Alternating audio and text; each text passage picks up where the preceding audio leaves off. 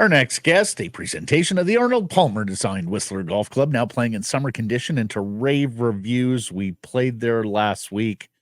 Absolutely immaculate condition. Check it out with the extended daylight in June. Take advantage of those afternoon twilight rates and the amazing evening sunsets in Whistler. That golf course shows very well at any time. But can you imagine? Evening sunset, Whistler, mountain in the background. Beautiful. Ooh. To book your twilight time or anytime during the 2024 season, visit whistlergolf.com. We went 3 for 3 on the 16th tee, by the way. Sort of. Yeah, the signature hole. No, yeah. Al was in a little trouble, but I think he played it.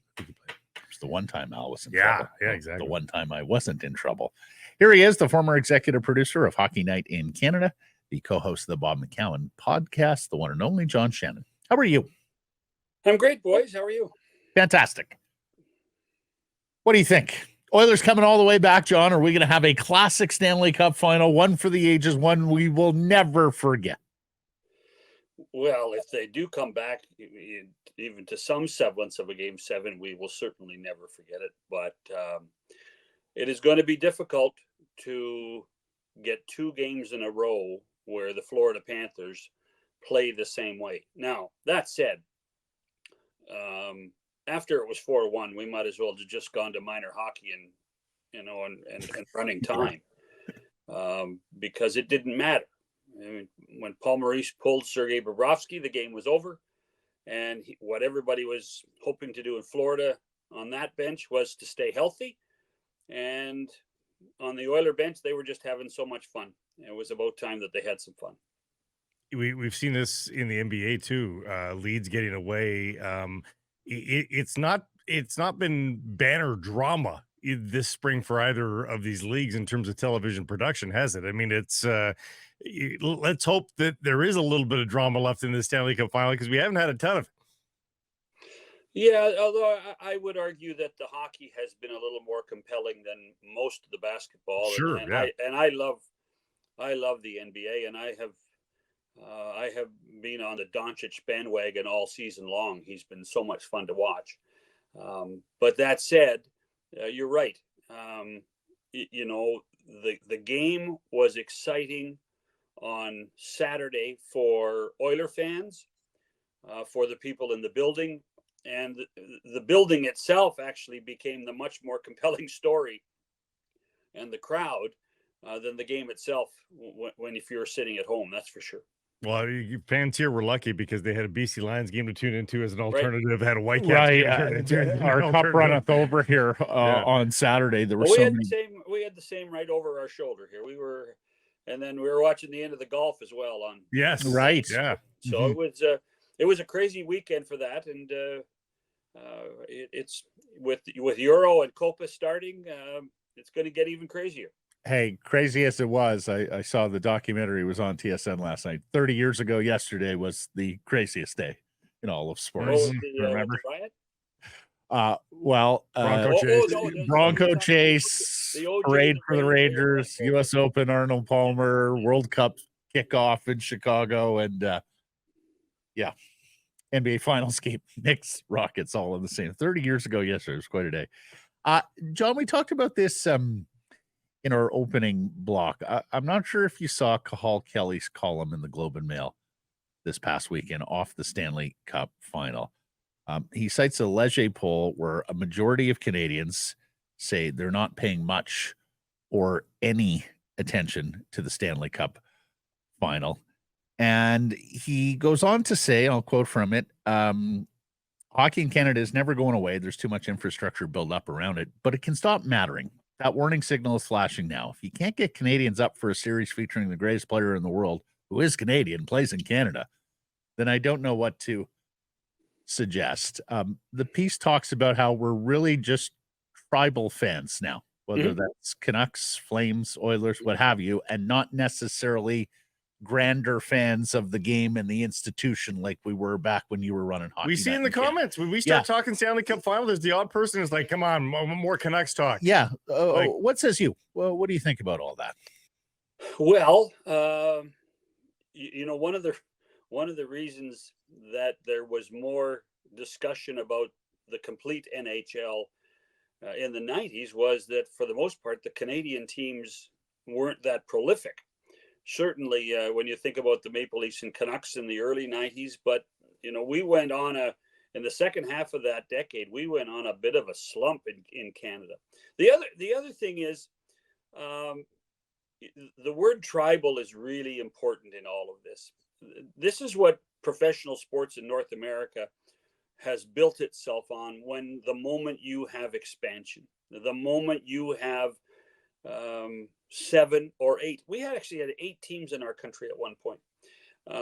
And you can't expect a fan of Montreal or a fan of Toronto to watch Winnipeg or Calgary or Edmonton. Those days are gone, and they're gone for a lot of reasons, but mostly because you don't watch those other teams during the regular season. You don't have an interest in those teams during the regular season. You only care about your own team. And the other aspect of it, and I'm not sure Cahal wrote about this, is we used to have 80% of the players in our country were National Hockey Leaguers. Well, we're not at 50% anymore. This has become an international game. There are players from 12 or 13 countries playing in the National Hockey League now. So when you used to watch the Boston Bruins in the early 70s, you could talk about Phil Esposito from Sault Ste. Marie, and you could talk about Bobby Orr from Parry Sound, or you could talk about in the Flyers the boys, the Watson brothers from Smithers. It's a totally different animal now, and is it sad? Well, it's not sad. It's a reality of how business is done. At that same time, those 7 teams in Canada are still great drivers of revenue in the National Hockey League.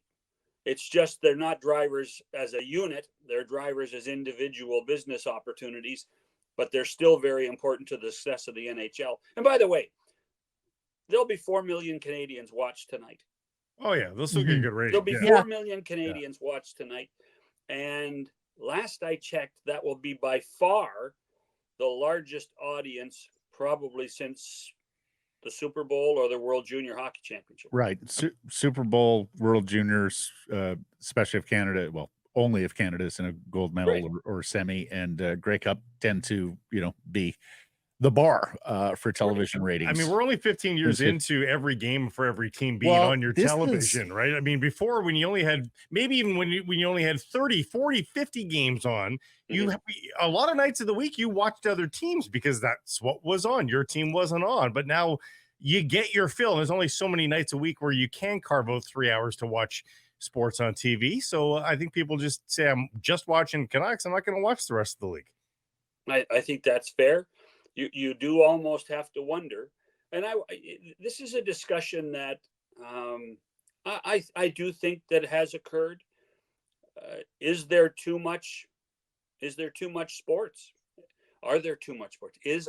That's a tough one grammatically. But are there too many hockey games on television?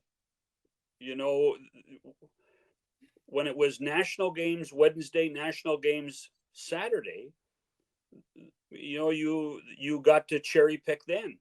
Then you watched the Canucks. So you watched 3 nights a week, maybe 4 nights a week. Now you can watch 7 nights a week, and you can watch double headers every night. So it's you do have to wonder, and whether this is ad agencies asking this question, or the networks asking this question, or the league asking this question, are we close to oversaturation? Are we? Now, what is happening is the viewer is deciding what he wants to watch and when. And in the end, that is probably the best thing anyway, that the viewer gets to decide, not some guy in an ivory tower in Toronto deciding you get to watch Winnipeg versus Calgary on a Tuesday night. Well, I want to go back to those days in a second, but first help me out, Shannon. When did we go to the Saturday night doubleheader each and every Saturday on Hockey Night? 1995. Yeah, that was because our we came out of the work stoppage. If you work at the league, it's a work stoppage. If you're outside, it's a lockout. So we came out of the lockout in 94, Mhm. in January of 95, and we started the doubleheader that time. You know, it's funny, John, because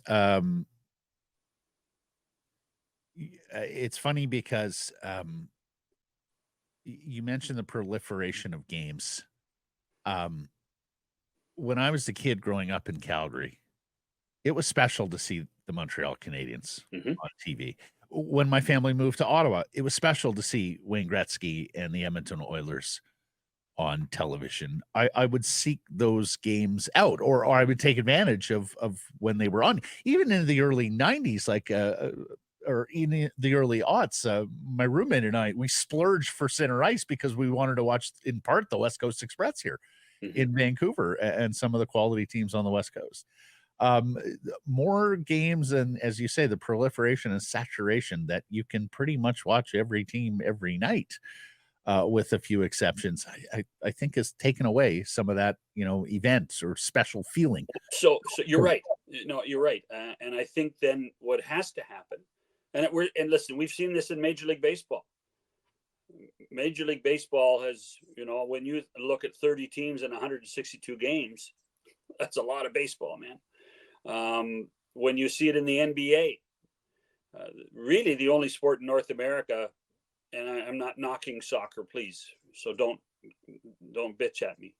The NFL is the only one that's special because it's not played on every day of the week, but they're getting close to that, and they're going to hurt themselves by doing that. Yeah.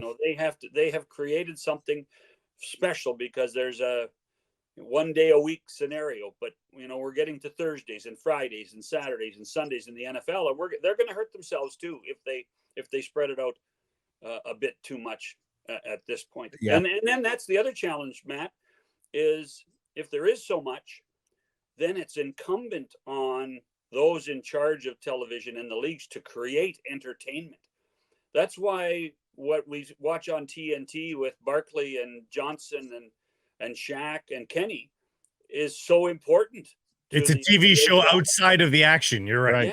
Yes. Yeah. Well, listen, just to talk about how this worked at Hockey Night, even when I was just a $10 a game guy, the guy who really modernized the show was Ralph Mellenby, and we would sit hours on end in the office and discuss, well, the Canucks aren't very good. Now, this is when I had 3 teams. The Canucks aren't very good.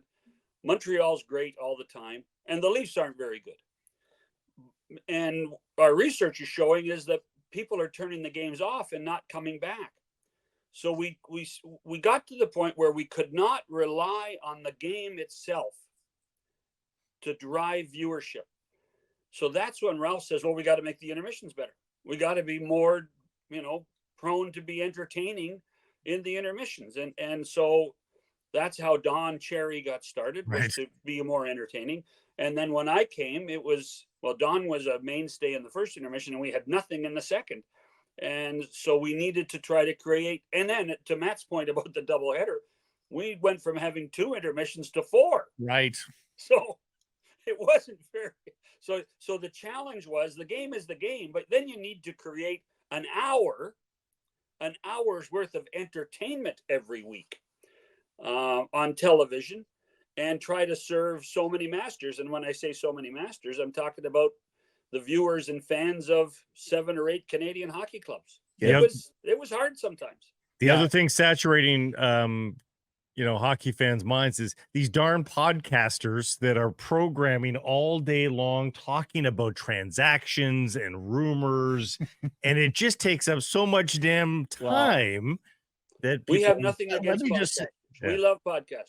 Let me just say before we move on from intermissions, I wish the regional broadcasts would put the same effort into the intermissions that you and Ralph Mellenby and others did at Hockey Night. Money. Back in the day. Those are the things that are clearly... Not necessarily, Blake. Not necessarily. It's not about money? No. Well, the big personalities cost money, right? You're not going to get BX doing regionals. I can't speak for what Rogers is doing. They've worked hard at it. They have they've tried a few things. They have spent lots of money on studio stuff and intermission and technology.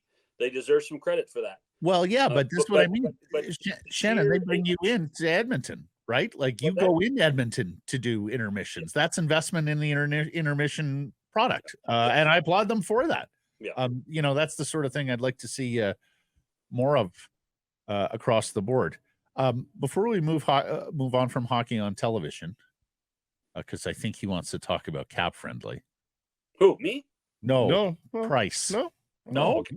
Oh, No. okay. Well, you could just listen to our show. We had Ted Leonsis on today. Oh, and what did Ted say about Cap Friendly? He loved the technology. He felt it would help them, so he bought it. Wow.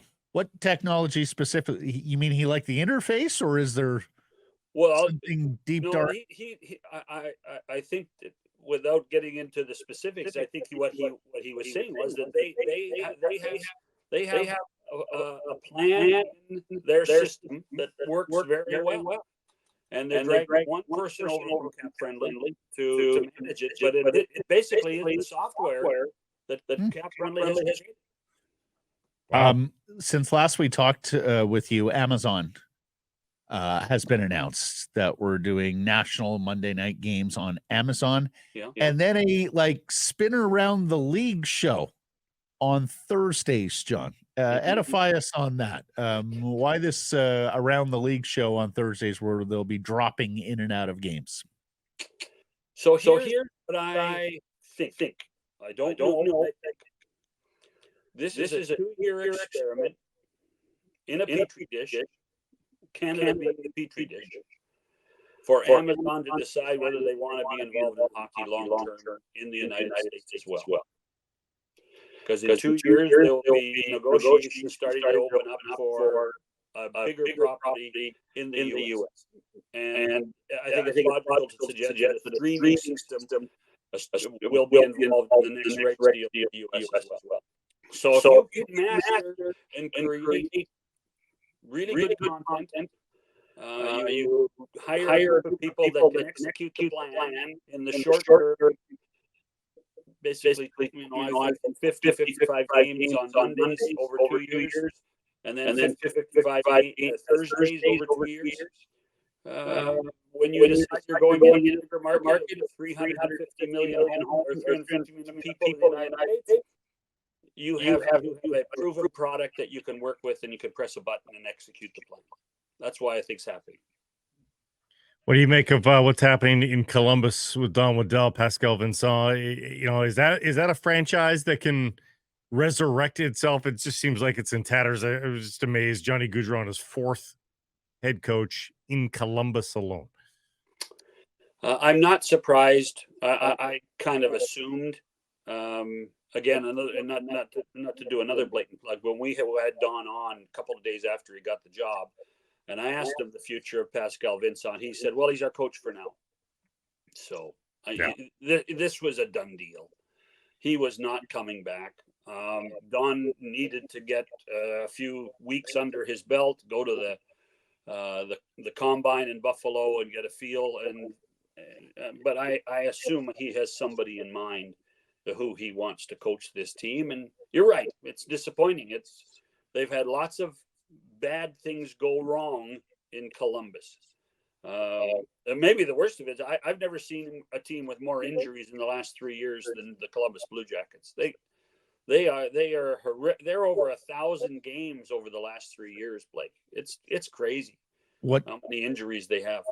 What are you hearing on Laine? Do you think teams believe a new leaf has turned over here and they think you can get the best out of Laine, or are there still teams you think that are quite uncomfortable with the notion of acquiring him, especially at that salary?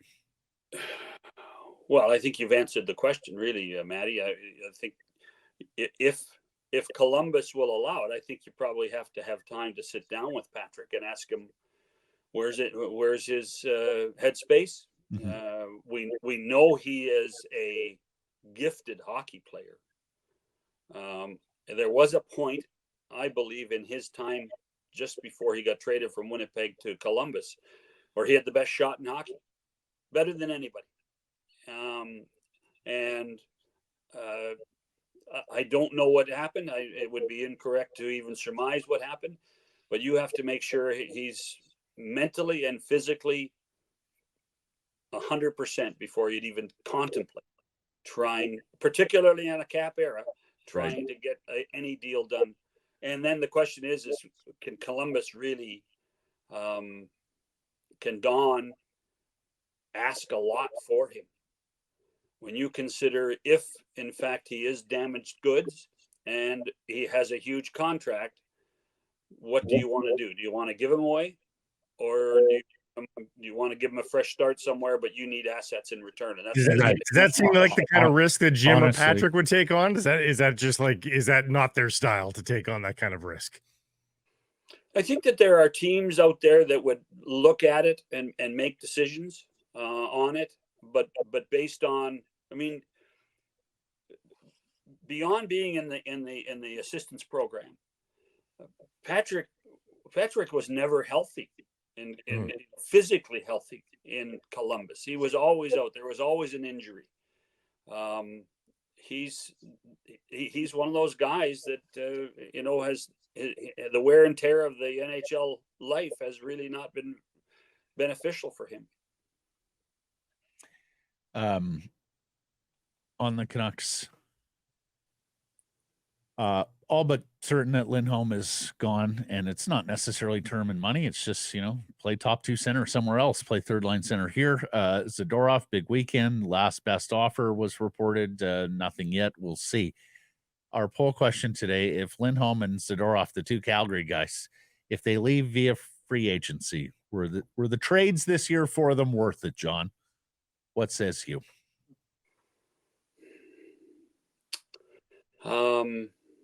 I can see why people would vote no, but I think that in addition to getting the team to the top of the Pacific Division, I think it was the right message for the fan base.